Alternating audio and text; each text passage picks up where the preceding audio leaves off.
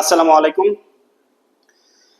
আজকের আলোচ্য বিষয় হলো ইউরেনিয়াম সমৃদ্ধকরণ কি, এটি কেন করা হয়, বা ইউরেনিয়াম সমৃদ্ধকরণ না করলে আসলে কি হয়, সেই বিষয় নিয়েই আজকের ভিডিও। তো আসলে সমৃদ্ধকরণ বা এনরিচমেন্ট, ইউরেনিয়াম এনরিচমেন্ট একটি গুরুত্বপূর্ণ বিষয়। এই বিষয় নিয়ে হচ্ছে দু চারটা কথা বলার জন্য আজকের এই ভিডিও। তাহলে চলুন শুরু করা যাক। ইউরেনিয়াম সমৃদ্ধকরণের প্রয়োজনীয়তা। আসলে প্রকৃতিতে আমরা ইউরেনিয়ামটাকে হচ্ছে ইউরেনিয়াম অক্সাইড বা UO3,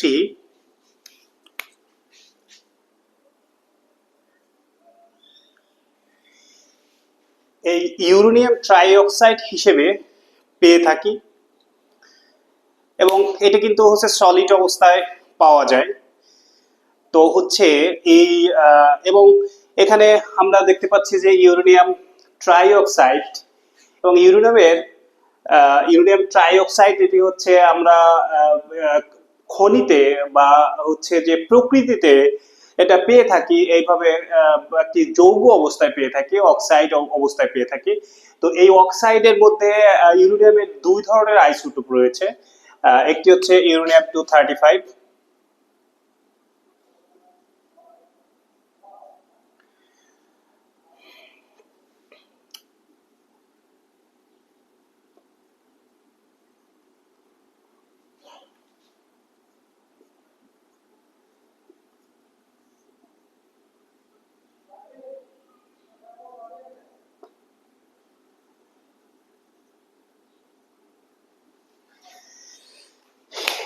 এই দুইটি অক্সাইড কিন্তু হচ্ছে এটা ইউরেনিয়াম ট্রাইঅক্সাইড। এবং আমরা জানি ইউরেনিয়ামের প্রধানতম দুইটি আইসোটোপ রয়েছে। তার মধ্যে হচ্ছে ইউরেনিয়াম 235, যেটা আমরা ন্যাচারে পেয়ে থাকি 0.72%, এবং হচ্ছে ইউরেনিয়াম 238, যেটা আমরা পেয়ে থাকি হচ্ছে 99.28%। এছাড়াও আরেকটি আইসোটোপ রয়েছে, সেটা হচ্ছে ইউরেনিয়াম 234, এবং এটির পরিমাণ খুবই নগণ্য, নেগলিজিবল। সেজন্য আমরা এটাকে কাউন্টে আনি না। 100% হিসেবে আমরা ইউরেনিয়াম 235 এবং 238 কেই নিয়েছি। এখন এই যে এই দুটির মধ্যে ইউরেনিয়াম 235 দেখতে পাচ্ছেন এবং হচ্ছে ইউরেনিয়াম 238 এটা দেখতে পাচ্ছেন, এই দুটির মধ্যে কিন্তু যে রেডিও অ্যাক্টিভ বা নিউক্লিয়ার ফিশন বিক্রিয়ায় অ্যাক্টিভ কিন্তু হচ্ছে যে নিউক্লিয়ার ফিশন বিক্রিয়া দেয় ইউরেনিয়াম 235 এই আইসোটোপটি। আমরা যেটা জানি সেটা হলো যে ইউরেনিয়াম 235 এবং 238 এর মধ্যে খুব একটা কেমিক্যাল মানে কেমিক্যালি বা কেমিক্যাল কোনো পার্থক্য নেই, কেমিক্যাল প্রপার্টির মধ্যে কোনো পার্থক্য নেই। তারা একই ধরনের কেমিক্যাল প্রপার্টি শো করে, কিন্তু নিউক্লিয়ার প্রপার্টি বা হচ্ছে নিউক্লিয়ার রিয়াকশন যে প্রপার্টি সেটি কিন্তু আলাদা। আর একটি পার্থক্য রয়েছে। আলাদা কেন? কারণ এটা হচ্ছে ইউরেনিয়াম 235 এ কিন্তু হচ্ছে যে ফিশন বিক্রিয়ায় পার্টিসিপেট করে, কিন্তু ইউরেনিয়াম 238 এ কিন্তু ইউরেনিয়াম নিউক্লিয়ার ফিশন রিয়াকশনে কিন্তু পার্টিসিপেট করে না। যার কারণে এদের মধ্যে শুধুমাত্র নিউক্লিয়ার প্রপার্টির মধ্যে পার্থক্য রয়েছে, কিন্তু কেমিক্যাল প্রপার্টির মধ্যে কোনো পার্থক্য নেই। কেমিক্যাল প্রপার্টি বলতে হচ্ছে যেমন কোনো পার্থক্য না থাকার কারণে কিন্তু আমরা দেখতে পাচ্ছি যে ন্যাচারে যে আমরা বায়ুমণ্ডল যে অক্সিজেন রয়েছে, সেই অক্সিজেনের সাথে কিন্তু অক্সিডাইজড হয়ে কিন্তু সেই ইউরেনিয়াম হচ্ছে ইউরেনিয়াম ট্রাইঅক্সাইড গঠন করে ফেলেছে। এবং এটা কিন্তু হচ্ছে ইউরেনিয়াম 235 এটারও ট্রাইঅক্সাইড, এবং ইউরেনিয়াম 238 এটারও হচ্ছে ট্রাইঅক্সাইড। তো আমরা কেমিক্যাল দেখলাম, কেমিক্যাল যে প্রপার্টি সেটা কিন্তু একদম সেম। এবং হচ্ছে যে যে কিন্তু এদের যে নিউক্লিয়ার রিয়াকশন বা নিউক্লিয়ার প্রপার্টি কিন্তু হচ্ছে আলাদা রয়েছে। যার কারণে আমাদের কিন্তু আরেকটি জায়গায় কিন্তু একটি পরিবর্তন রয়েছে, সেটি হচ্ছে ইউরেনিয়াম 235 এবং 238 এই দুটির মধ্যে কিন্তু একটা ফিজিক্যাল প্রপার্টিস এর কিন্তু একটি পার্থক্য রয়েছে। সেটি হচ্ছে কি মাস ডিফারেন্স, সেটা হচ্ছে ডিফারেন্সিয়াল মাস কিন্তু হচ্ছে একটি গুরুত্বপূর্ণ ব্যাপার। এই ডিফারেন্সিয়াল মাস প্রপার্টির উপর ভিত্তি করে কিন্তু এই দুটোকে কিন্তু আলাদা করা হয়ে থাকে। আলাদা না করলে কি হয় সেটি হচ্ছে আজকে আলোচ্য বিষয়। যদি আমরা এই দুটোকে আলাদা না করি, অর্থাৎ 99.28% ইউরেনিয়াম 238 যেটি কিন্তু নিউক্লিয়ার ফিশন চেইন রিঅ্যাকশনে পার্টিসিপেট করে না, না করলে তাহলে এই যে এই পরিমাণ ইউরেনিয়াম 238 আমরা হচ্ছে রিঅ্যাক্টর ভেসেলে বা রিঅ্যাক্টর চেম্বারে আমরা কেন রাখবো, বা হচ্ছে আমরা যদি 0.72% দিয়ে হচ্ছে নিউক্লিয়ার রিঅ্যাকশন চেইন রিঅ্যাকশন ঘটাতে চাই, তাহলে এটাকে কিন্তু কি হবে, বা রিঅ্যাকশন টা কি ফিজিবল হবে কিনা, বা হচ্ছে সেটা চেইন রিঅ্যাকশন মেইনটেইন করতে পারবে কিনা, সেটা কিন্তু একটি গুরুত্বপূর্ণ বিষয়। এর আগে আমরা যেটা আলোচনা করতে চাই সেটা হচ্ছে যে এই যে ইউরেনিয়াম সমৃদ্ধকরণ, এটাকে আমরা সমৃদ্ধকরণ কেন বলছি? এই যে 0.72% যেটা হচ্ছে নিউক্লিয়ার অ্যাক্টিভ এলিমেন্ট আইসোটোপ, যেটা হচ্ছে যে পরিমাণ কিন্তু খুবই কম, 0.72%। এই 72% দিয়ে কিন্তু একটি কমার্শিয়ালি একটি হচ্ছে nuclear reactor chain reaction maintain করা খুবই পসিবল। সেটার জন্য যেটা প্রয়োজন সেটা হচ্ছে হেভি ওয়াটার বা ডিউটেরিয়াম অক্সাইড, হেভি ওয়াটার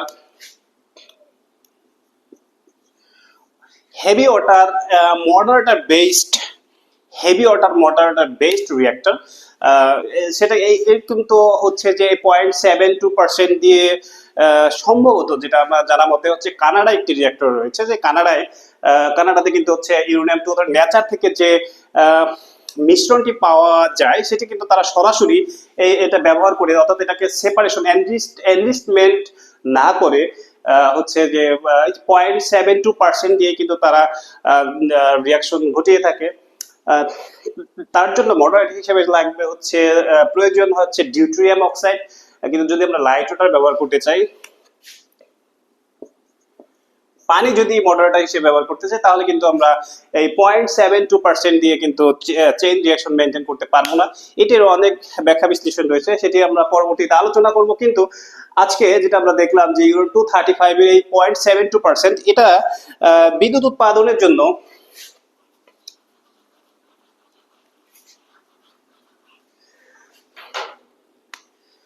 পাওয়ার প্ল্যান্টে বা পাওয়ার জেনারেশনের জন্য হচ্ছে ইউরেনিয়াম 235 লাগে হচ্ছে 3 থেকে 5%।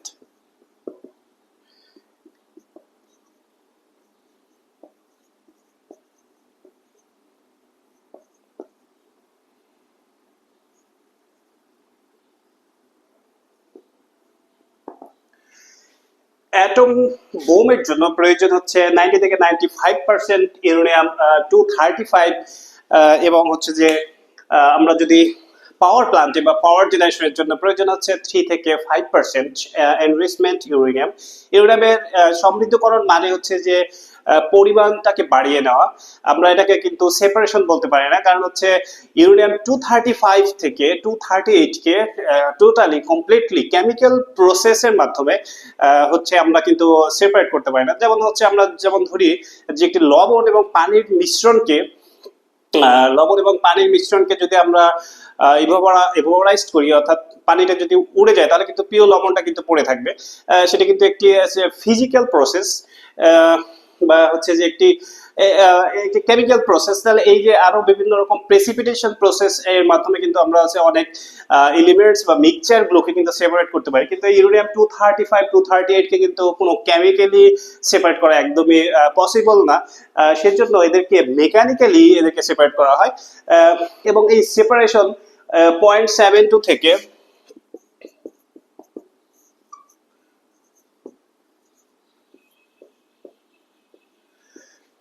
0.72 থেকে 3 থেকে 5%-এ বৃদ্ধি করার যে প্রক্রিয়া, সেই প্রক্রিয়াটিকে বলা হয় সমৃদ্ধকরণ। এটাকে আমরা সেপারেশন বলতে পারি না, কারণ কমপ্লিটলি একটা ইউরেনিয়াম 235 কে 238 থেকে আলাদা করা যায় না কোনো কেমিক্যাল প্রসেসের মাধ্যমে। এই জন্য আমরা এটাকে বলি হচ্ছে সমৃদ্ধকরণ। সমৃদ্ধকরণ মানে হচ্ছে বাড়িয়ে নেওয়া বা এনরিচমেন্ট, আমরা এটাকে বলি বাড়িয়ে নেওয়া। দুই ধরনের এনরিচমেন্ট রয়েছে, একটি হচ্ছে এল ইউ, আরেকটি হচ্ছে এইচ ইউ। এল ইউ এটা হচ্ছে লো এনরিচমেন্ট ইউরেনিয়াম, যেটা হচ্ছে 3 থেকে 5%, এবং হচ্ছে এইচ ইউ যেটা হচ্ছে 90 থেকে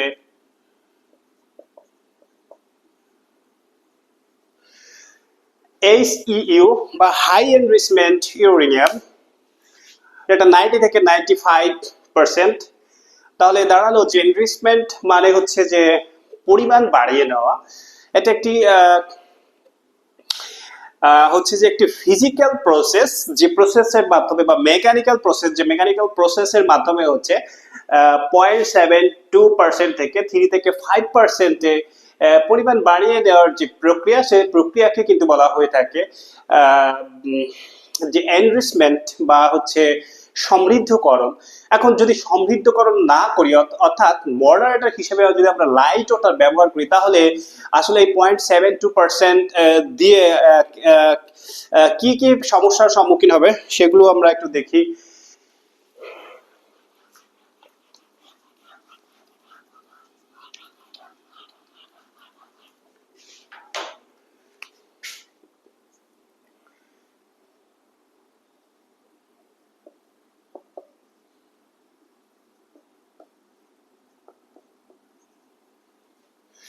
চেইন রিয়াকশন, প্রথমত যদি আমরা 0.72% দিয়ে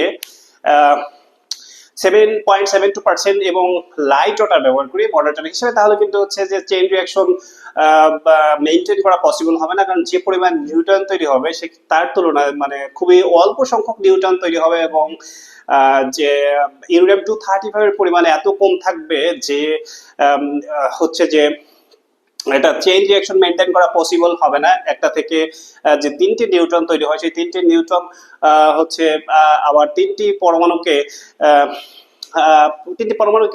হিট করবে এবং নিউক্লিয়ার চেইন রিঅ্যাকশন মেনটেন করবে এভাবে, কিন্তু আসলে সেটা কিন্তু পসিবল হয় না। এটার কারণ হচ্ছে একটা ক্রিটিক্যাল মাস বলে একটি ব্যাপার রয়েছে।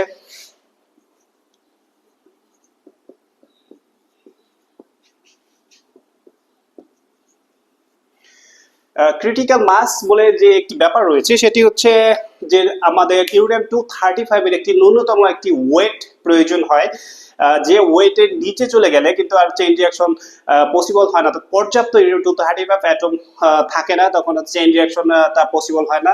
তো ক্রিটিক্যাল মাস যখন আমরা 0.72% নিয়ে নিউক্লিয়ার রিঅ্যাকশন শুরু করব, তখন কিন্তু হচ্ছে ক্রিটিক্যাল মাসের মাসটা থাকবে না, ক্রিটিক্যাল মাসের নিচে তার মাসটা চলে আসবে, যার কারণে হচ্ছে যে চেইন রিঅ্যাকশনটা কিন্তু পসিবল হবে না। 2 নম্বর যে কারণটি 3 নম্বর যে কারণটি রয়েছে সেটি হচ্ছে লার্জ ভলিউম।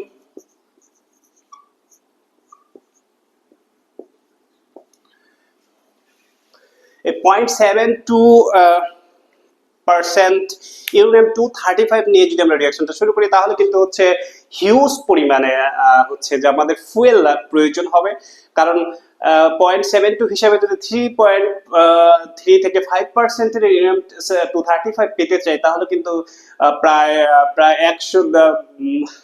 প্রায় 100 গুণের কাছাকাছি কিন্তু হচ্ছে ইউরেনিয়াম, টোটাল ইউরেনিয়ামের প্রয়োজন হবে, যেটা কিন্তু হিউজ মাস এর একটি ব্যাপার, যেটা ক্যারি কস্ট বা অন্যান্য মেনটেন্যান্স অনেক প্রচুর কস্টেবল, যার কারণে হচ্ছে ইউরেনিয়াম 235 এই 0.72 দিয়ে এটা রিয়াকশন ঘটানোটা আসলে কষ্ট হয়ে যায়। 4 নম্বর যে কারণটি রয়েছে সেটি হচ্ছে যে নিউক্লিয়ার পয়জন।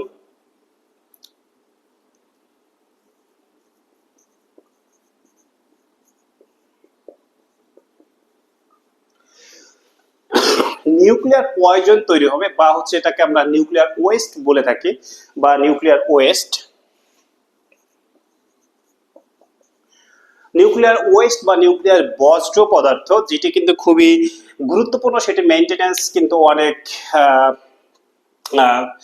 প্রচুর একটি দীর্ঘ সময়ের একটি ব্যাপার, এবং সেটা মেনটেন্স করা কিন্তু অনেক কঠিন একটি ব্যাপার। কঠিন প্রক্রিয়ার মাধ্যমে কিন্তু একটি এই যে নিউক্লিয়ার পয়জন বা হচ্ছে নিউক্লিয়ার ওয়েস্টটাকে কিন্তু হ্যান্ডেল করা হয়ে থাকে।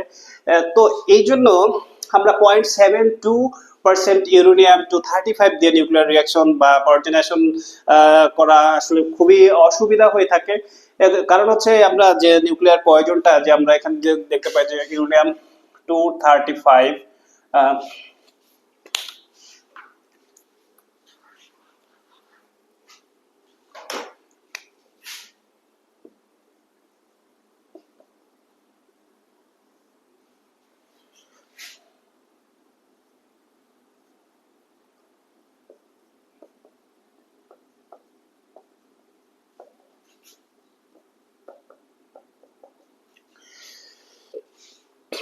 এই যে হচ্ছে নিউট্রন গুলো তৈরি হচ্ছে, এখানে হিউজ পরিমাণে কিন্তু নিউট্রন তৈরি হয়। এখানে আমরা দেখতে পাচ্ছি যে নিউট্রন তৈরি হয়, সেই নিউট্রনটা কিন্তু হিউজ পরিমাণে যে নিউট্রন তৈরি হয়, সে নিউট্রন এই নিউট্রনের সাথে প্রচুর গামা রশ্মি থাকে, এবং এই গামা রশ্মি সহ যে ইউরেনিয়াম 238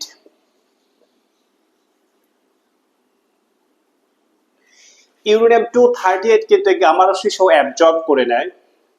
ইউরেনিয়াম 238 এটা অ্যাবজর্ব করে সে চুপচাপ বসে থাকে, এবং সে কিন্তু একটি পয়জন হয়ে যায়, যেহেতু তার মধ্যে প্রচুর পরিমাণে গামা রশ্মি রয়েছে। অর্থাৎ এই পরিমাণটা, অর্থাৎ ইউরেনিয়াম 238 এর পরিমাণ যত বেশি হবে, তার মানে হচ্ছে যে নিউক্লিয়ার ওয়েস্ট তত বজ্র পদার্থ তত বৃদ্ধি পাবে, এবং এই বজ্র পদার্থ হ্যান্ডেল করাটা আসলে কস্টেবল, এবং এটা হচ্ছে একটা কঠিন প্রসেসের মাধ্যমে প্রায় হচ্ছে যে এটা প্রসেস করতে হয়। 8 থেকে 10 বছর প্রায় পানিতে এটাকে ভিজিয়ে রাখতে হয়। এই যে হিউজ পরিমাণ পানিতে ভিজিয়ে আসতে নিউট্রনটাকে অ্যাবজর্ব করানো হয়, এবং নিউট্রন সহ হচ্ছে গামা রশ্মিটাকে অ্যাবজর্ব করা হয়। তারপরে এটি বিভিন্ন যে প্রক্রিয়ার মাধ্যমে এটাকে হচ্ছে যে মেইনটেইন করা হয়ে থাকে। তো এটা ইউরেনিয়াম 238 এই কাজটি করে থাকে। অর্থাৎ ইউরেনিয়াম 238 99.28% দিয়ে রিয়াকশন শুরু করলে মানে হিউজ পরিমাণ প্রায় 100% ইউরেনিয়াম 238 সে এত বেশি পরিমাণ হচ্ছে পয়জন তৈরি করবে বা নিউক্লিয়ার ওয়েস্ট তৈরি করবে, যেটা মেনটেন করা অনেক ঝামেলাপূর্ণ এবং একটি কঠিন প্রক্রিয়া। এই জন্য এটার পরিমাণটা কমিয়ে এবং ইউরেনিয়াম 235 এর পরিমাণটা বাড়ালে গার্বেজের পরিমাণটা কিছুটা হলেও কমে আসে, নিউক্লিয়ার ওয়েস্টটা কমে আসে। এটাই হচ্ছে মূলত নিউক্লিয়ার ওয়েস্ট। যেটা এছাড়া হচ্ছে যেগুলো বেরিয়াম, এরাও কিন্তু নিউট্রনে অ্যাবজর্ব, গামা রশ্মি অ্যাবজর্ব করে। ক্রোমিয়াম এরাও, ক্রিপ্টন এরাও কিন্তু গামা রশ্মি অ্যাবজর্ব করে বা নিউট্রন অ্যাবজর্ব করে। এরা অ্যাবজর্ব করে কিন্তু সবাই কিন্তু গার্বেজ বা হচ্ছে যে নিউক্লিয়ার ওয়েস্ট প্রডিউস করে। সো দেখা যায় আমরা যদি 0.72% দিয়ে করি, তাহলে নিউক্লিয়ার ওয়েস্টটা অনেক বেশি বৃদ্ধি পাবে, অনেক বেশি ফুয়েল ব্যবহার করতে হবে, অর্থাৎ ইউরেনিয়াম অনেক বেশি পরিমাণ ব্যবহার করতে হবে, নিউক্লিয়ার রিঅ্যাক্টর ভেসেল অনেক বড় করতে হবে, এবং বারবার এটা চেঞ্জ করতে হবে মেনটেন করার জন্য, বা চেইন রিঅ্যাকশন মেনটেন করার জন্য বারবার ফুয়েল প্রচুর ফ্রিকুয়েন্টলি হচ্ছে যে ফুয়েল চেঞ্জ করতে হবে, যেটা হচ্ছে একটি কষ্টসাধ্য ব্যাপার। এইসব কথা চিন্তা রেখে এছাড়া হচ্ছে আরেকটি যে সমস্যা, সেটি হচ্ছে যে ডিউটেরিয়াম অক্সাইড বা হচ্ছে হেভি ওয়াটার।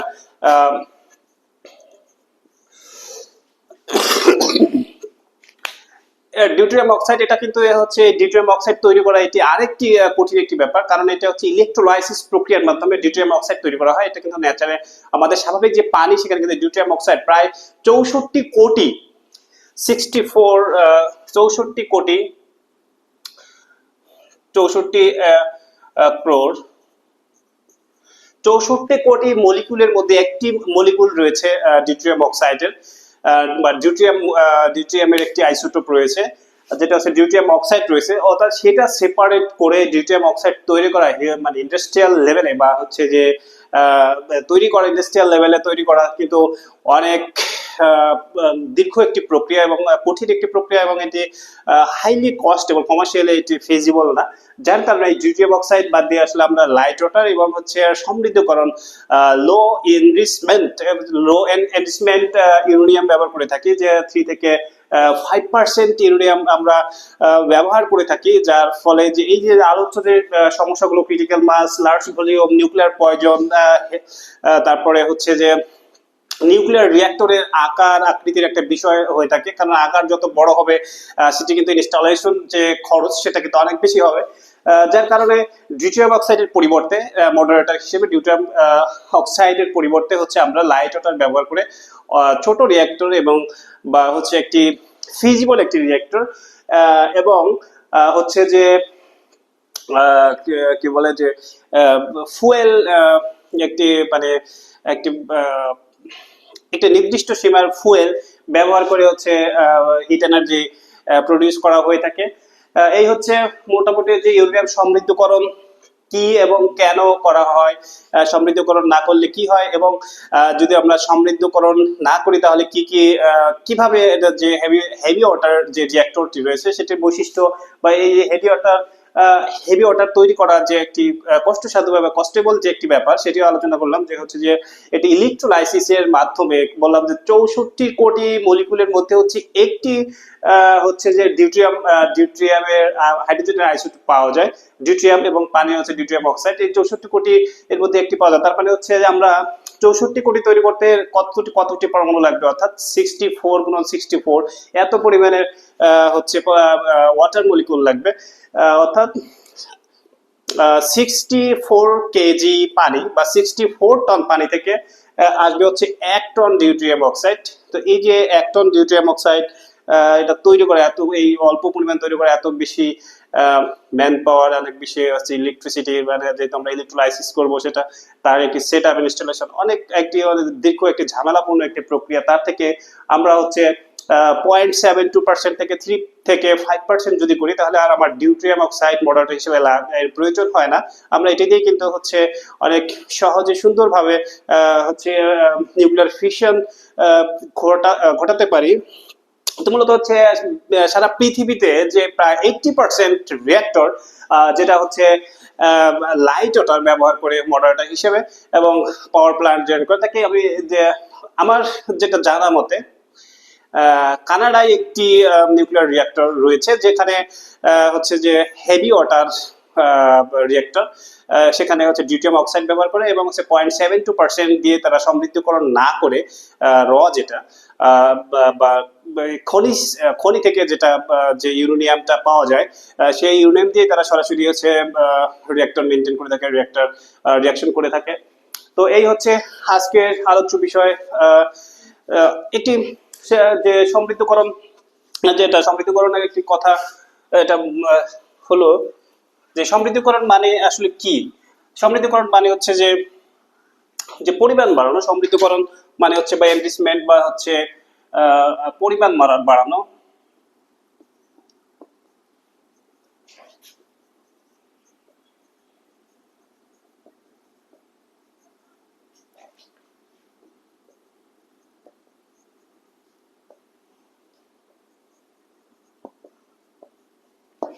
এটা হচ্ছে সমৃদ্ধকরণ মানে হচ্ছে পরিমাণ বাড়ানো। এই হচ্ছে মোটামুটি আজকের আলোচ্য বিষয়। আশা করি বোঝাতে পেরেছি যে কেন 0.72% থেকে 3 থেকে 5% ইউরেনিয়াম এনরিচ করা হয়ে থাকে।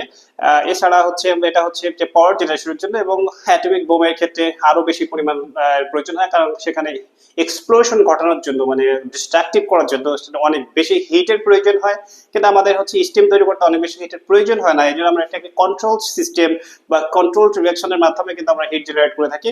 আমাদের যতটুকু প্রয়োজন হয় সেইটুকুই কিন্তু আমরা জেনারেট করি বা তার থেকে একটু বেশি জেনারেট করি এবং সেটাকে মেনটেন করে আমরা স্টিম জেনারেট করে থাকি, এবং এই স্টিম দিয়ে কিন্তু হচ্ছে ইলেকট্রিসিটি বা পাওয়ার জেনারেশন করা হয়ে থাকে।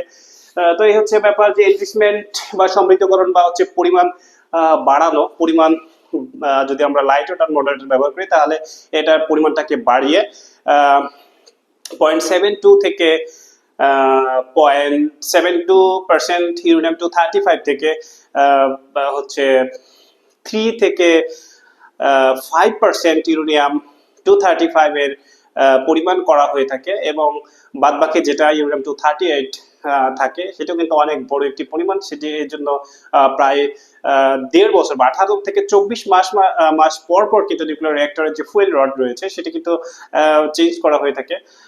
এটি একটি কন্টিনিউয়াস প্রসেস। এভাবে কিন্তু হচ্ছে যে চেইন রিঅ্যাকশনটাকে ধরে রাখা হয়, কন্টিনিউ করা হয়ে থাকে, কন্টিনিউয়াস প্রসেসটাকে মেনটেন করা হয়ে থাকে।